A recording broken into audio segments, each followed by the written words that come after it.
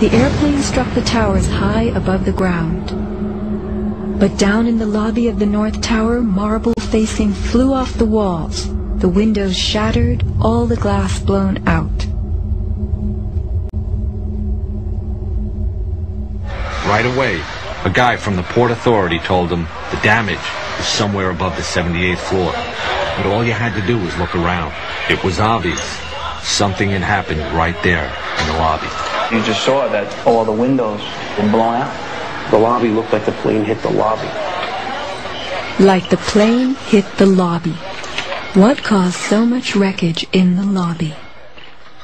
William Rodriguez, a maintenance employee at the World Trade Center and the last human being to exit the towers alive, describes a giant blast below his building. And all of a sudden we heard an explosion. It was a huge explosion that came from under my feet, meaning that it came from the sub-levels between B2 and B3.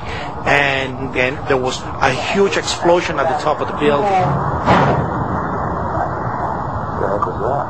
You could hear the difference from the bottom and all the way through the top. The one from the top, which was actually seconds after, was heard very far away. The one at the basement was pretty loud, and you felt your actual feet moving with the floor. The tremor that is sent through the floors, that the walls cracked and the false ceiling totally collapsed. And that's when a person named Felipe David came running into our office saying, "Explosion, explosion, explosion." And when I saw him, he has all his skin pulled from under his armpits and missing pieces on his face. An explosion deep down in the tower before the plane crashed 95 floors above. Others lived to report enormous explosions below the towers. Construction worker Philip Morelli was in North Tower's sub-basement 4 at the time of the first plane strike. I go downstairs, the foreman tells me to go to remove the containers. As I'm walking by the main freight car of the building, in the corridor, that's when I got blown. I mean, the impact of the explosion, of whatever happened, it drew me to the floor, and that's when everything started happening. Blown to the floor. Let's hear what happened next. I was racing, I was going towards the bathroom. All of a sudden, I opened the door, I didn't know it was a bathroom, and all of a sudden a big impact happened again. And all the ceiling tile was falling down, the light fixtures were falling, swinging out of the ceiling. And I come running out the door, and everything, the walls were down, and now I started running towards the parking lots. There was a lot of smoke down there, there was a lot of people screaming. People came with us, running up the ramps. Philip then ran underground to the South Tower. You know, you got to go clear across the whole from 1 to 2 World Trade Center. You know what I mean? That's the way you got to run. And then all of a sudden, it happened all over again. Something else hit us to the floor. Right in the basement, you felt it. Walls were caving in, everything that was going on. I mean, I know people that got killed in the basement. I know people that got broken legs in the basement. People that got reconstructive surgery because the walls hit them in the face. Engineer Mike Pecoraro in the 6th sub-basement found the parking garage and machine shop reduced to rubble.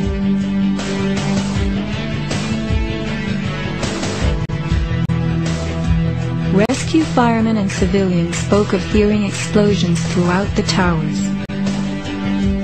Firefighter Lou Caccioli told People magazine that as he and others evacuated workers, bombs were going off inside the building. Explosions stalled elevators and filled entire floors with smoke and debris. An eyewitness who said there was an explosion on floor 7-8. 7-8.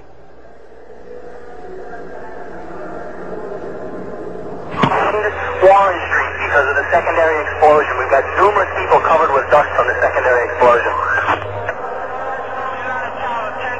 1013 down 2 has had a major explosion and what appears to be a complete collapse surrounding the entire area. Who's involved in the secondary explosion?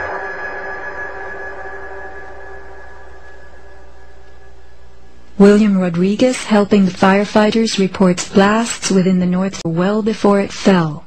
As I went up, I remember listening to small explosions on the upper floors, and these small explosions were not coming from the area of the impact. It was coming from lower floors.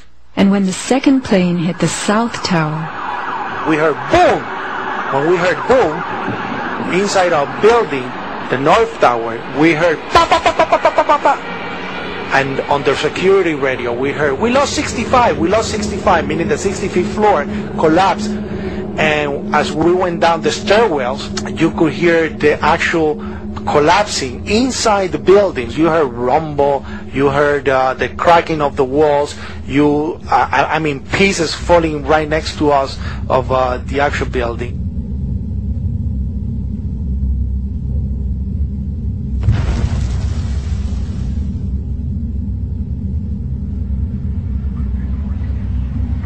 What happened at the base of the towers just before they came down? Smoke appeared at street level.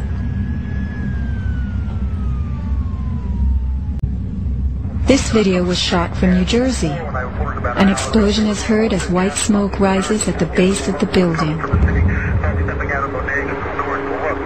people are gathering in large groups. In fact, at one point, smoke was coming from the city. Stepping out of bodegas and stores.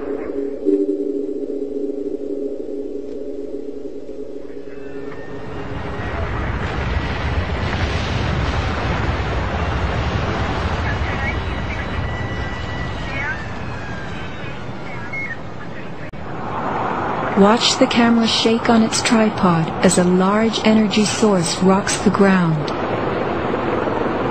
9 seconds later, the North Tower falls. I heard like an explosion and then a cracking type of noise. And then it sounded like a freight train, rumbling and picking up speed. I looked up and I saw it coming down. As I came out of the North Tower, everything started trembling under my feet like an earthquake. The only thing I saw was a fire truck. I ran towards the fire truck and slid right under, when the building started to collapse right on top of the fire truck.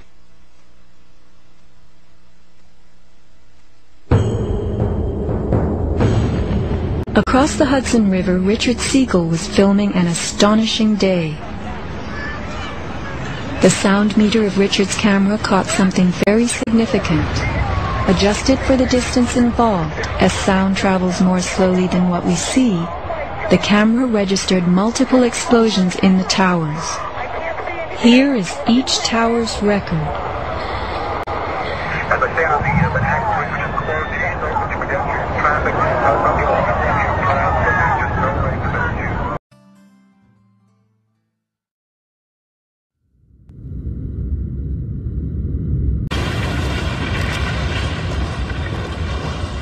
Let's look at what happens in the demolition industry.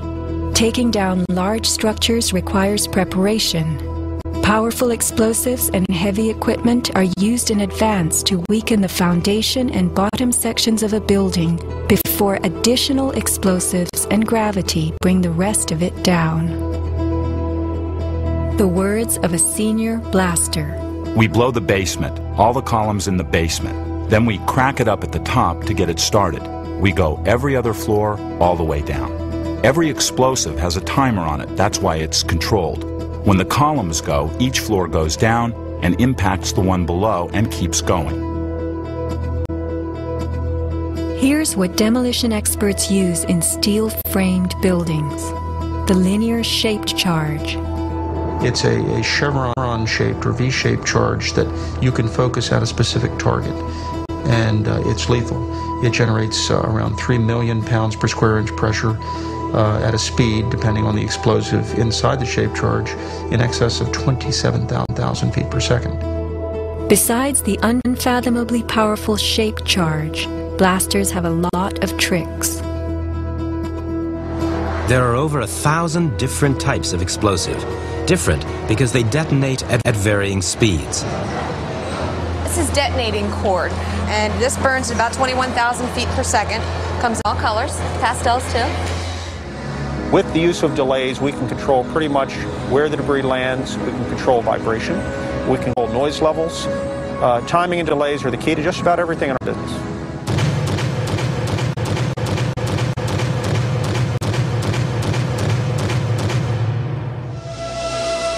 And what is the result? The thing that pleases me is the fragmentation and the control. I wanted to take a building and break it up into millions of pieces and put it in this basement as artfully as we do it, and it works just like clockwork. So we've got it all down to a science. It gives me goosebumps to talk about it.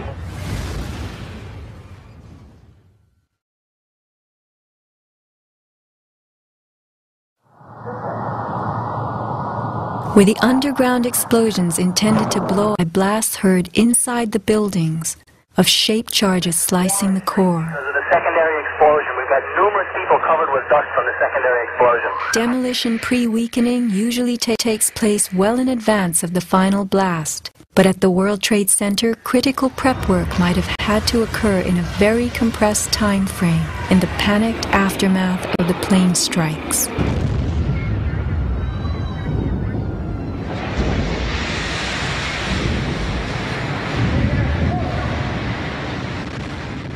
These core columns were discovered after the collapse. The angled cut occurs in exactly the manner that shaped charges slice through steel beams to control the way they fall. Hardened once liquid metal. Was thermite used with the shaped charge? The job of the shaped charge is to cut steel H-beams. The way we do this is by cutting the beam at an angle, which through a series of beams cut at the same angle will tend to make the building shift over and walk. Let's look at the rubble of two 110-story buildings brought to the ground. In a 7-story crater lie nearly 2 million tons of debris. Had the basements not been blown out, where would 2 million tons have gone? Heaped on the ground, ready to slide and spill? The art of controlled demolition.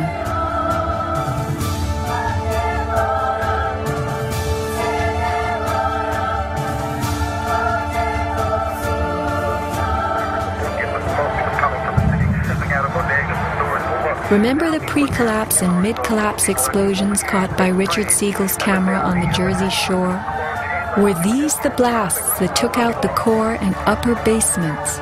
Just before the final crumble, a mind-boggling sequence of computer-controlled delays that blew the exoskeleton, pulverized the concrete, to bring the whole structure rolling to the ground.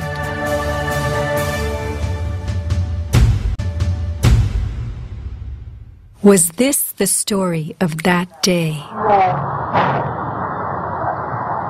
Inside our building, the North Tower, we heard pa pa pa pa pa pa pa pa pa. And on the smoke was coming from the city. Start stepping out of bodegas and stores for work.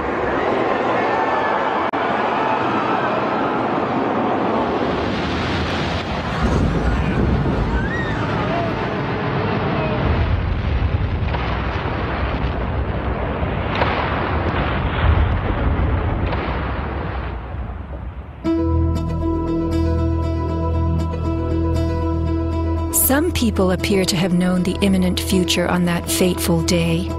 FEMA had arrived in New York on Monday night, ready for a bioterror drill. Spokesman Tom Kenny to Dan Rather. To be honest with you, we arrived on late Monday night and went into action on Tuesday morning. And not until today did we get a full opportunity to work the entire site other than the spot at Church and Day to which we were deployed. And Rudy Giuliani, mayor of New York, tells ABC's Peter Jennings that he was aware the towers would be coming down. What is going on now is a massive rescue effort. Do you believe it's hundreds or thousands? I really don't want to say right now, Peter. I think it's going to be a horrible number. I saw people jumping out of the World Trade Center. I saw some of the firefighters who I know going into the building. And we were in a building in which we were trapped for about 10-15 minutes. And we set up headquarters at 75 Barclay Street, which was right there with the police commissioner, the fire commissioner, the head of emergency management. And we were operating out of there when we were told that the World Trade Center was going to collapse.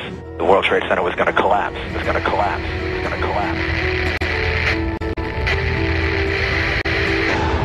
Similarly, Larry Silverstein, new leaseholder of the World Trade Center regretfully declared that a decision was made to pull Building 7 by the end of the day, the last structure added to the World Trade Center complex. Let's hear Mr. Silverstein's actual words, delivered for our benefit in the 2002 PBS documentary America Rebuilds. I remember getting a call from the fire department commander telling me that they were not sure they were going to be able to contain the fire. And I said, you know, we've had such terrible life. Maybe the smartest thing to do is pull it. And they made the decision to pull, and then we watched the building collapse.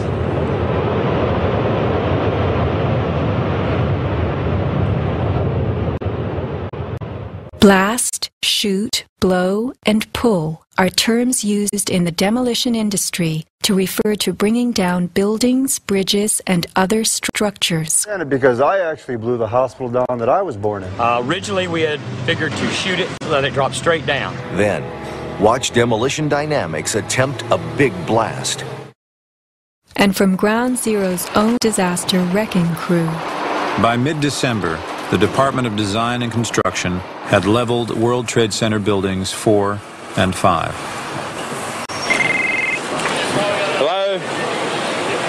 Oh, we're getting ready to pull Building 6.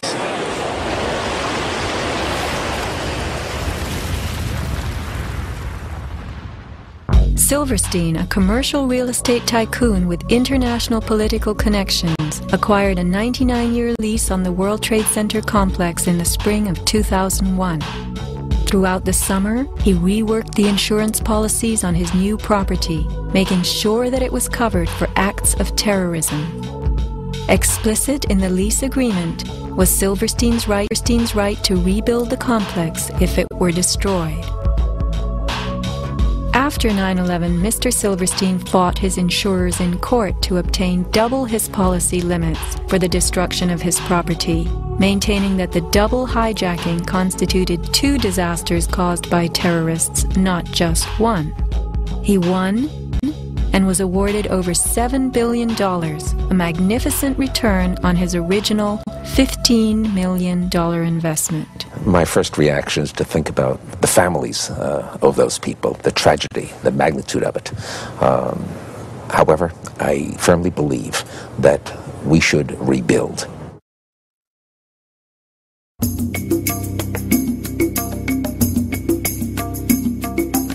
Just in the last few seconds, another building, building number 7, one of the buildings in support of the World Trade Center towers, has collapsed. World Trade 7, functioning as the command center for the complex, housed giant diesel backup and oxygen systems, the mayor's protected emergency bunker, and offices for the CIA, Secret Service, Department of Defense, and Securities and Exchange Commission. Its other tenants were insurance companies, brokerages, and banks. No plane hit Building 7, but at 5:20 p.m. on September 11th, it collapsed in a heap on the ground. Some damage to Building 7 is said to have been caused by debris from Tower 1. Though this New York Times article tells us Building 7 burned like a giant torch, the only visuals that exist are of unidentified smoke and a few small fires. Compare this to the wallops sustained by World Trade Center 3, 4, 5, and 6. Positioned right below the towers, damage to the surrounding World Trade Center buildings was infinitely worse. Still, the structures held up. But somehow, rescue workers knew that Building 7 would fall. You hear that? Keep your eye on that building. It'll be coming down soon. A 47-story skyscraper, Building 7 folded neatly in 6.5 seconds, a textbook descent right into its footprint. Silverstein Properties now tells us that its owner was referring to the team of firefighters inside the building when he spoke of the decision to pulling the firemen out of harm's way. However, there were no firefighters in Building 7, according to FEMA, NIST, and Fire Chief Frank Fellini. They were ordered out at 11:30 that morning. 6 hours later, the building came down. You know, we heard this sound that sounded like a clap of thunder. Turned around, it looked like there was a shock wave ripping through the building, and the windows all busted out. And you know, it was horrifying. About a second later, the bottom floor caves out, and the building. Radio host Alex Jones notes the mark of a classic implosion. This is a photo taken 1 second into Building 7's collapse. Notice the crimp. If we look at other controlled demolitions, we see that they first blow one of the central columns so the building falls in on itself. If you don't do this, the building falls outward and can damage surrounding structures. Building 7 had a classic crimp or wedge. Its central column was blown out first, so it didn't structurally damage buildings just a few feet away from it. Remember the mayor's emergency bunker? Ensconced on the 23rd floor of Building 7, it was retrofitted with superglass, water, oxygen, and its own generator. But Mayor Giuliani chose to find emergency shelter elsewhere on September 11th. Why Building 7? Even the media and its experts were confused. The History Channel interviews structural engineer Ramon Gilsans, who points out the obvious crimp and even speaks of the implosion. Engineers are not just focusing on the Twin Towers. The most disturbing structural event was not that the Twin Towers fell, but that Tower 7, ignited by flying debris, fell due to fire alone. Building 7 was a steel frame building, and is the first steel frame building that has collapsed due to fire. The failure of the building was an implosion, so it failed completely different than Towers 1 and 2, in which the floors failed first. Why Building 7? Let's ask the question again. As the WTC Command Center, was it the hub for the 9/11 plan? Also, in 6.5 seconds, lost forever were thousands of SEC case files on corporate fraud, including those relating to the notorious activities of giants WorldCom and Enron. A few indictments for stock fraud, but what of the $70 billion California electricity swindle? It disappeared.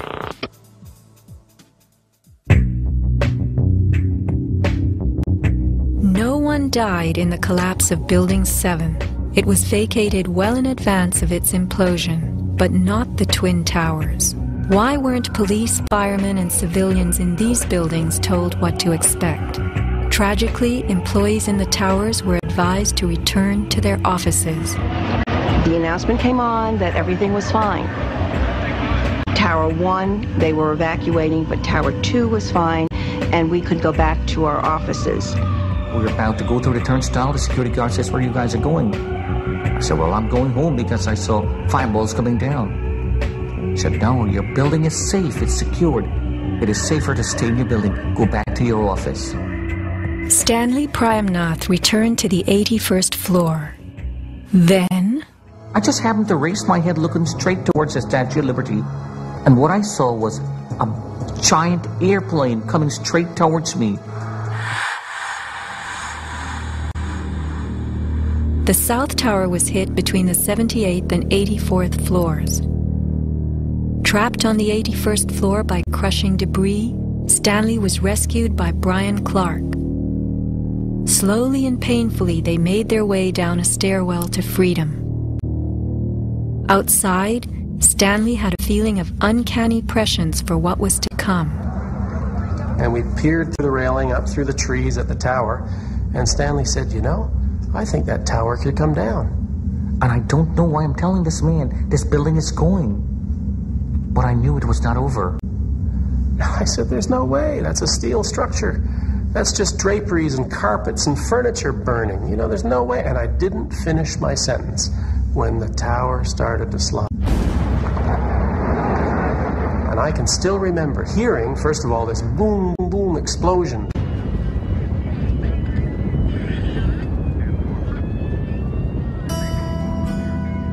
Not all were blessed with intuition or foresight. Joseph Milanowicz reached his son Greg by cell phone. Greg at that time, I could tell by his voice, was scared. He said to me, "Dad, can you get in touch with someone and tell them that there's about 20 of us on the northeast corner of the 93rd floor. Greg had been about to leave the South Tower after the North Tower was attacked, but was told it was safer to return to his desk. A couple of times he said, "Why did I listen? Why did I listen?" Who was a director in the company that provided electronic security for the World Trade Center and Washington's Dulles Airport, both involved in September 11th? None other than the president's younger brother. From 1996 to 2000, Securacom installed what was referred to as a new security system at the World Trade Center. Wirt D. Walker III, a cousin of the Bush brothers, was CEO of Securacom from 1999 until 2002. Interestingly, these facts have not been made public. Was it only a security system that was added during those years, or was it also the wiring for a long-awaited plan? Scott Forbes, an IT specialist in a firm that had leased space in the South Tower since its erection, reported an unprecedented power down in his building for almost the whole weekend prior to 9/11. We were notified 3 weeks in advance of the power down by the Port Authority. That was relatively short notice to plan to shut down all of our banking systems. It was a big deal. It was unprecedented. We had a data center on the 97th floor, so our originating servers were all there. During that weekend, the power down meant that there was no security. The doors were all open, basically. And also the security video cameras were all off. But there were guys in overalls carrying huge toolboxes and reels of cables walking around the building on that weekend. Employees were notified that internet cables were being upgraded. But who were the strange workmen, and what were they really doing? All the power was shut down. If there was a power down, that meant that everything was gone in terms of security, in terms of access to the building. So anybody could have gone there and do any kind of setup.